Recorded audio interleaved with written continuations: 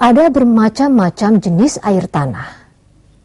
Menurut letaknya, air tanah dapat dibedakan menjadi dua, yaitu air tanah permukaan atau freatik dan air tanah dalam. Air tanah permukaan atau freatik adalah air tanah yang terdapat di atas lapisan tanah atau batuan yang tidak tembus air atau impermeable. Air yang ada di sumur-sumur, sungai, danau, dan rawa termasuk jenis ini. Air tanah dalam adalah air tanah yang terdapat di bawah lapisan tanah atau batuan yang tidak tembus air atau impermeable.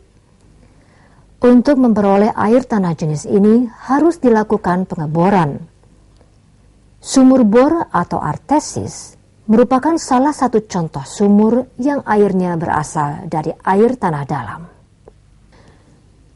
Menurut asalnya, air tanah dapat dibedakan menjadi air tanah yang berasal dari atmosfer atau angkasa dan air tanah yang berasal dari dalam perut bumi.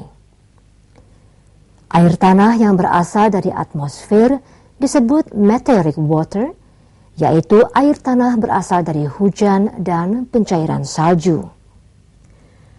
Air tanah yang berasal dari dalam bumi, misalnya air tanah turbir, yaitu air tanah yang tersimpan di dalam batuan sedimen, dan air juvenil, yaitu air tanah yang naik dari magma bila gas-gasnya dibebaskan melalui mata air panas.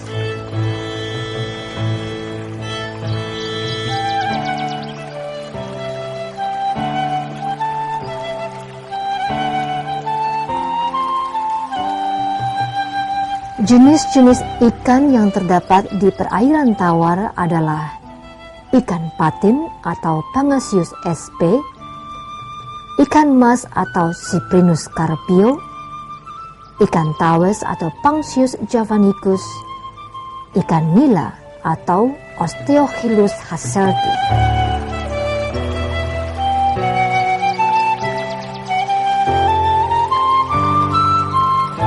Ikan mas merupakan ikan yang termasuk dalam famili Cyprinidae. Ikan ini sangat mudah dipelihara dan memiliki nilai gizi yang tinggi. Ikan ini merupakan ikan herbivora, yaitu ikan-ikan yang memakan tumbuh-tumbuhan seperti plankton. Ikan ini juga bisa diberi makanan tambahan berupa pelet. Ikan-ikan tropis sangat terkenal dengan keanekaragamannya. Ikan ini dapat bertahan hidup dalam lingkungan alami yang memiliki kandungan oksigen yang sedikit. Ikan nila tumbuhnya cepat serta produksinya tinggi. Mencapai kedewasaan 4-5 bulan yang relatif lebih lama dari ikan mujair dengan berat antara 120 hingga 180 gram. Sedangkan panjang maksimumnya mencapai 40 cm.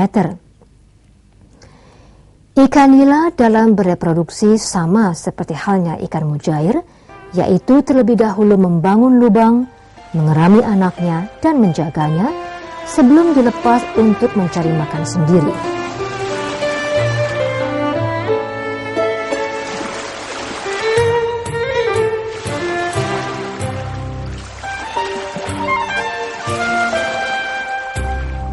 Perairan payau atau estuaria.